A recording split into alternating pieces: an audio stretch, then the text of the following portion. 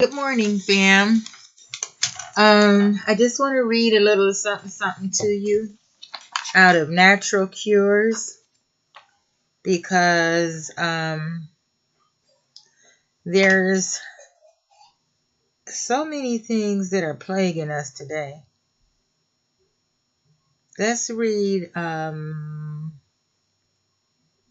shouldn't do this. This is the worst chapter I could read that could get me in the most trouble. But I'm going to go ahead. This is Natural Cures, updated edition by Kevin Trudeau. Chapter 3, page 13. Profit is not a four-letter word, but rape is against the law. Woo-hoo. My contention is that there are all natural cures for virtually every disease and ailment.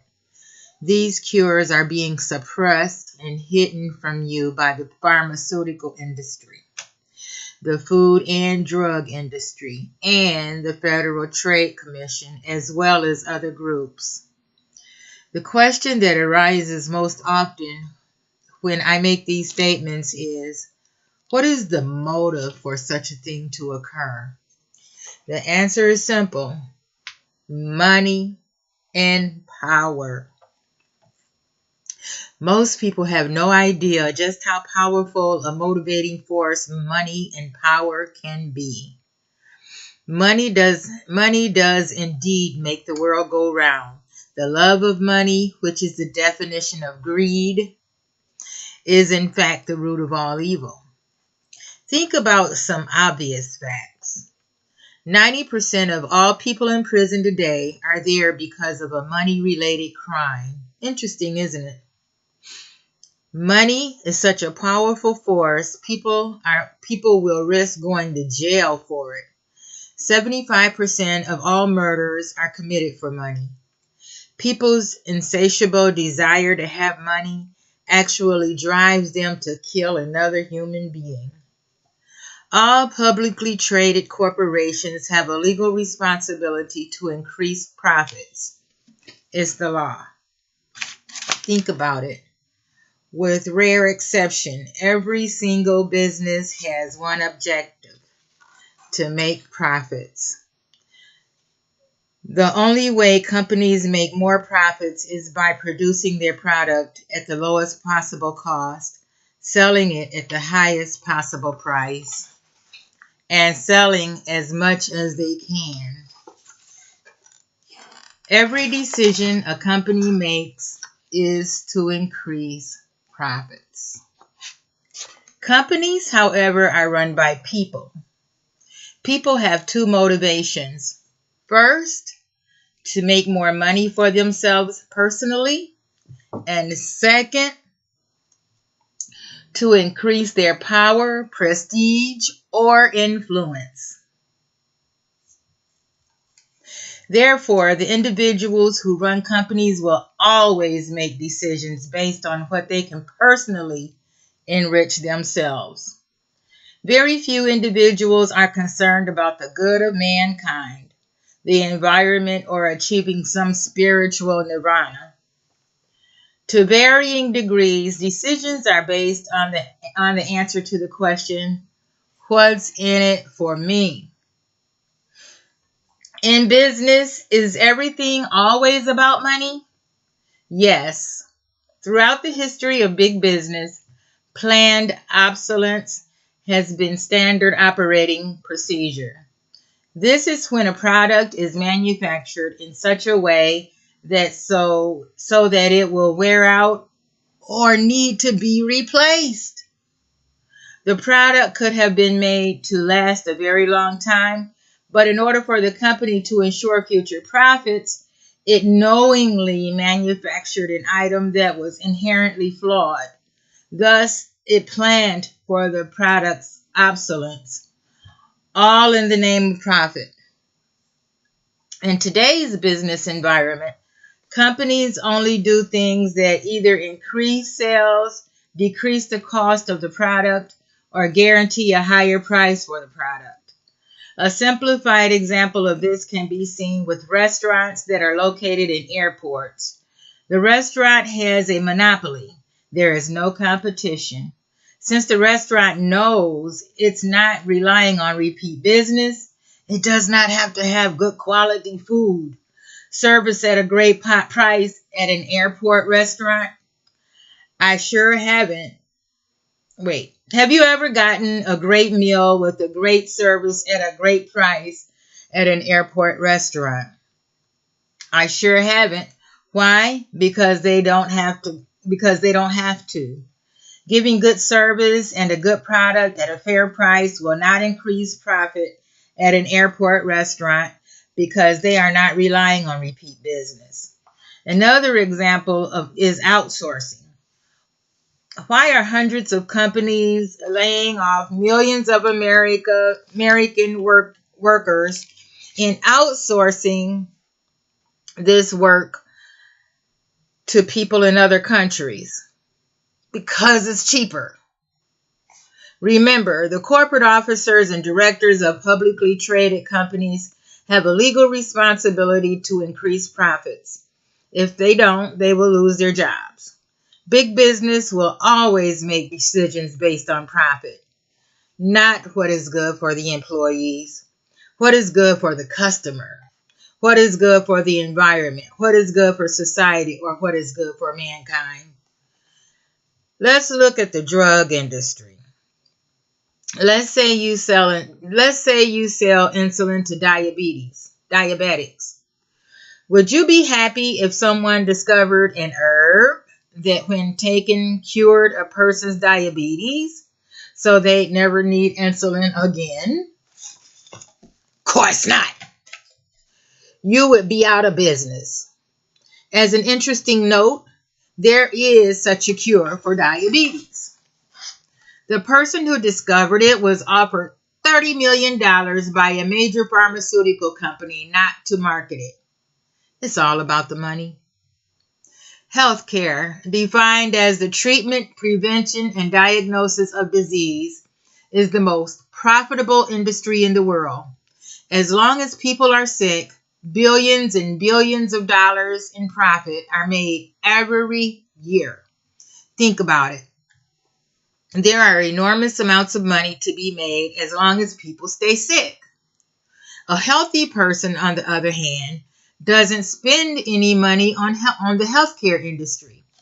A healthy person does not need to buy drugs, does not get medical treatment, and is a liability to the corporations involved in healthcare.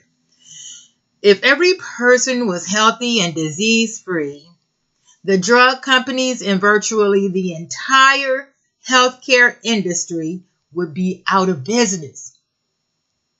To the drug companies and virtually all the corporations involved in healthcare, you are nothing more than a customer. As long as you are sick, you are potentially a good customer. There is no financial incentive for the healthcare industry in having people live disease-free. There is no financial incentive to prevent or cure disease. Rather, the entire healthcare industry is driven by one overshadowing motive: to make money. The entire healthcare industry is run by individual people in the form of officers, directors of the publicly traded corporations that make up the industry. These people are, with rare exception, some of the most ruthless, wealthiest, and greediest people on the planet. Is this true? Let's examine a fictitious or maybe not so fictitious scenario. Imagine there is a scientist working in a lab somewhere. He makes a breakthrough discovery. A small plant is found in the Amazon that, when made into a tea and consumed, eliminates all cancer in the body within 1 week.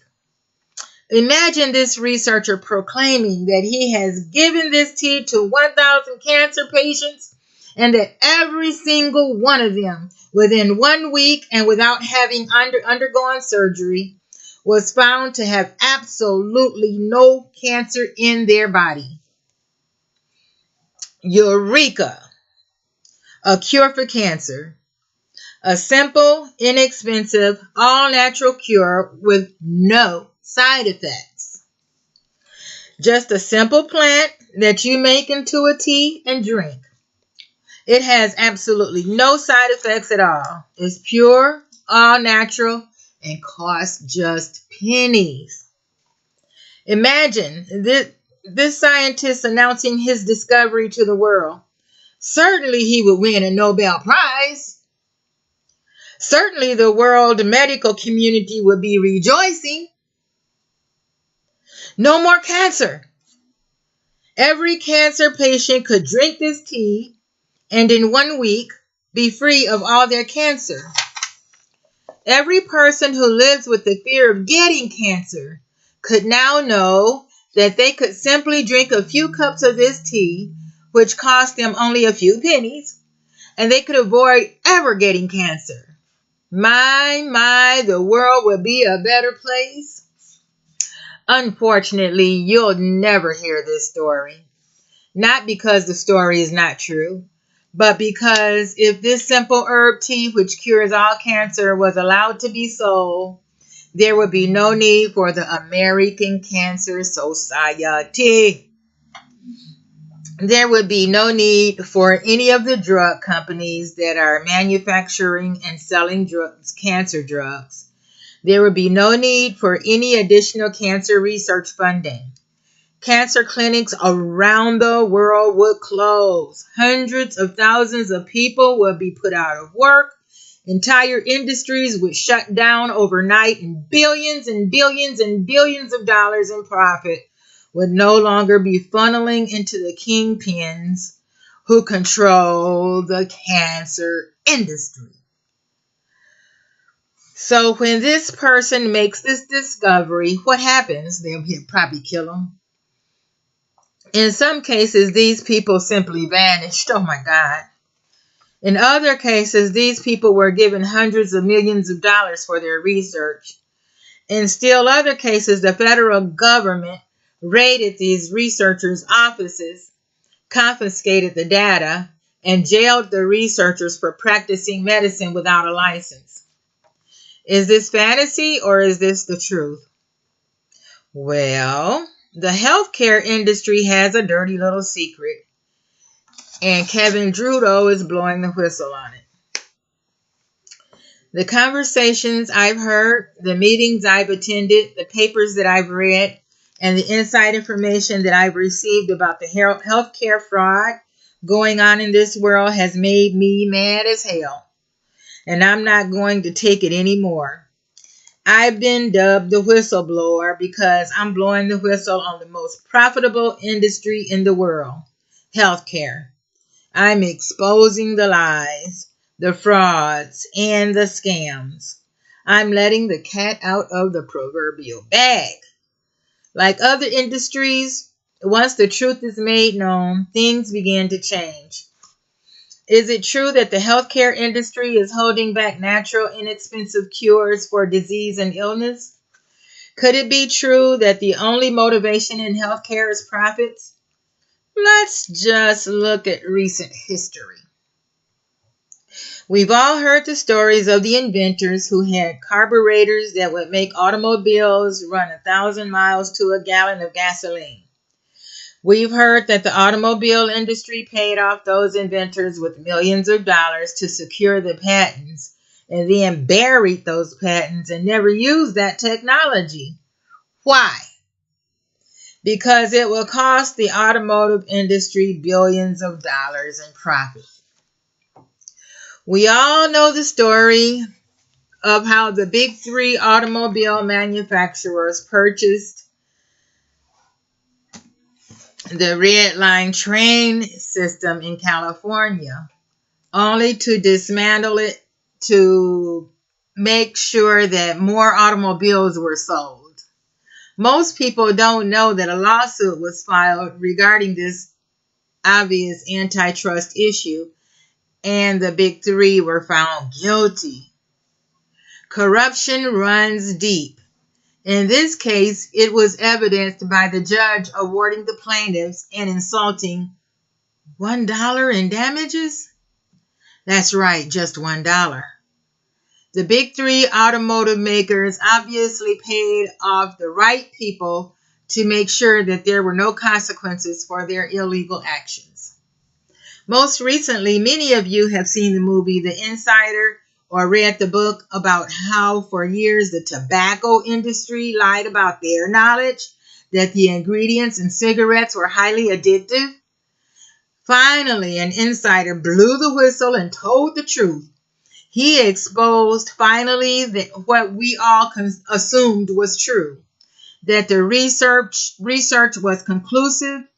Cigarettes are addictive, and that the manufacturers of cigarettes knew this for years and years and years, but lied before Congress and said they have no knowledge or credible scientific evidence that cigarettes were addictive. It was a flat-out lie. Why did they lie? Money. It's all about the money. I happen to be a capitalist and an entrepreneur. Throughout my life, I have been motivated to make money. Money itself is not bad. Making money and profits is not bad. It becomes bad when it becomes greed. Making money becomes very bad when you love money.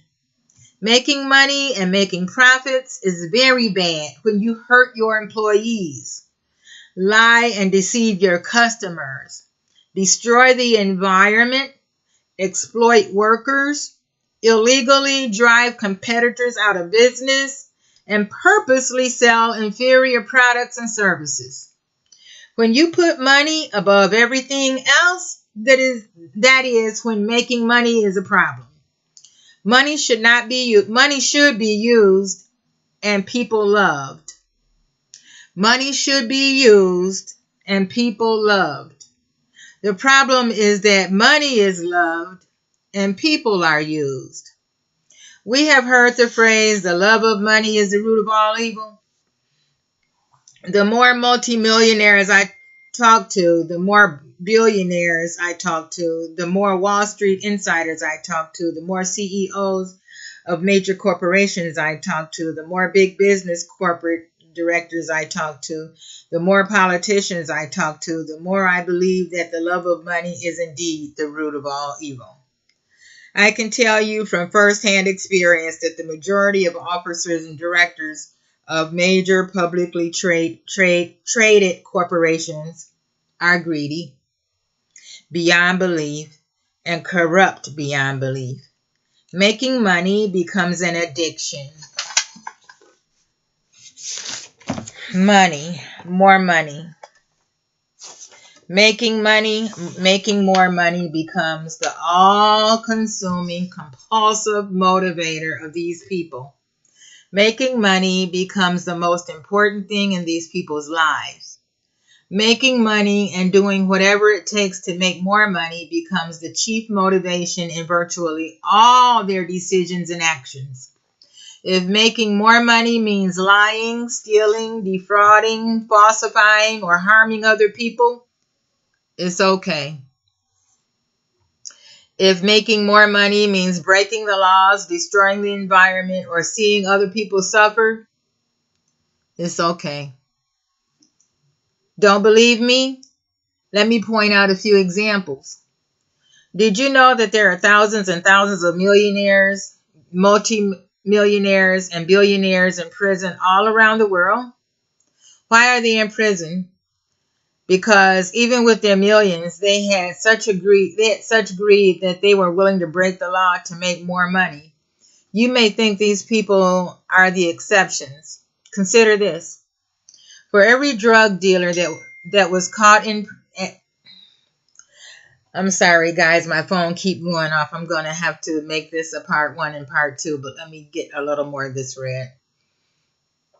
Consider this. For every drug dealer that was caught and is in prison. There are probably 1,000 drug dealers on the streets that were not caught.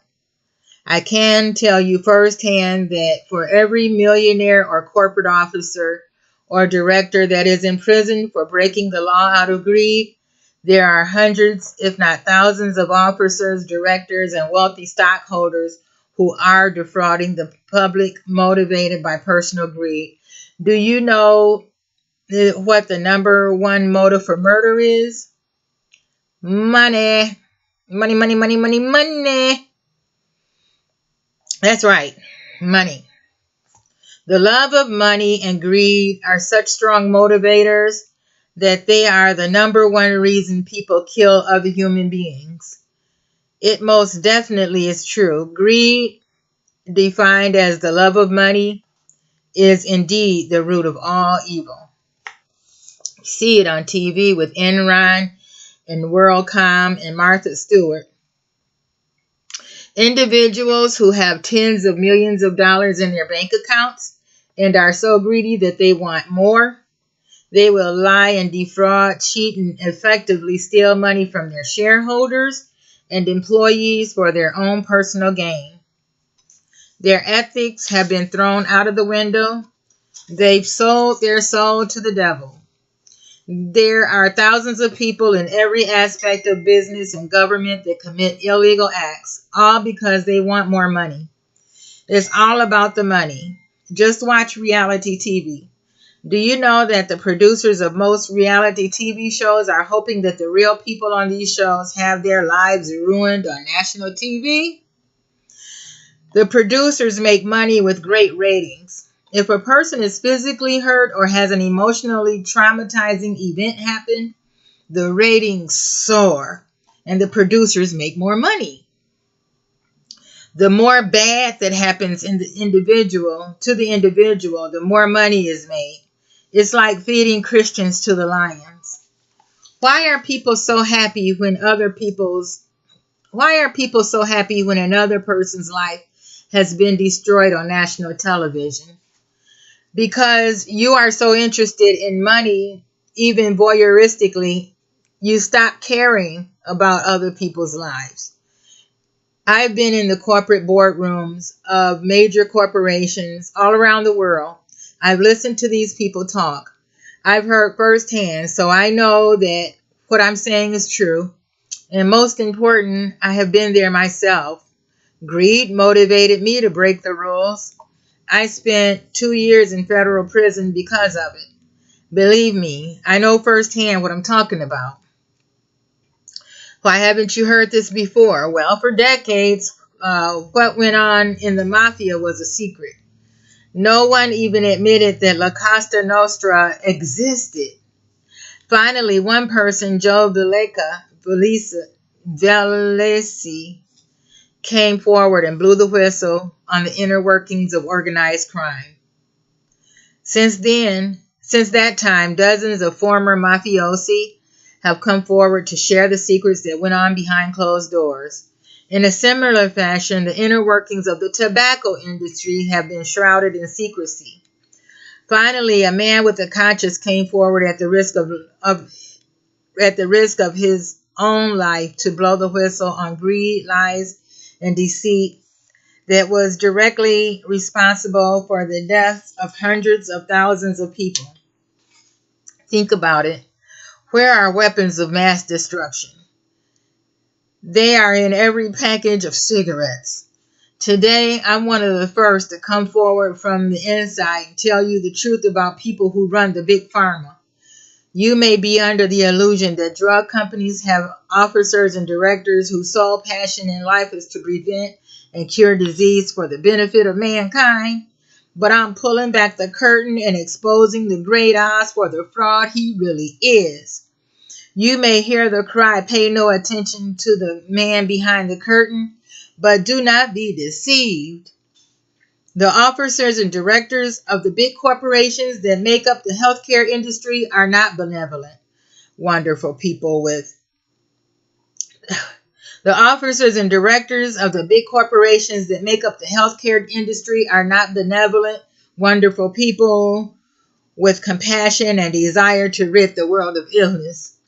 When the curtain is pulled back and the true identities are revealed, we see outrageously wealthy people whose greed, insatiable desire to make more money, and contempt for humanity is startling and mind-blowing. If you'd had the chance to shake these people's hands and look into their eyes, you would no longer feel safe. Just remember that healthcare is the most profitable industry in the world, and as long as people are sick, people are making billions of dollars in profit. The bottom line is this: the healthcare industry has no incentive for curing disease. The healthcare industry if the healthcare industry cured disease, they would all be out of business. Their focus, as unbelievable as it sounds, is to ensure more people get sick and more people need medical treatment. That ensures profits. It's all about the money. Hospitals, drug companies, and the entire healthcare industry should really be called the sick care industry. This money machine does not make their profits by keeping people healthy, but rather finding a sick person and then selling them their outrageously expensive drugs, surgical procedures, and other medical procedures. And they make over $1.3 trillion annually doing it.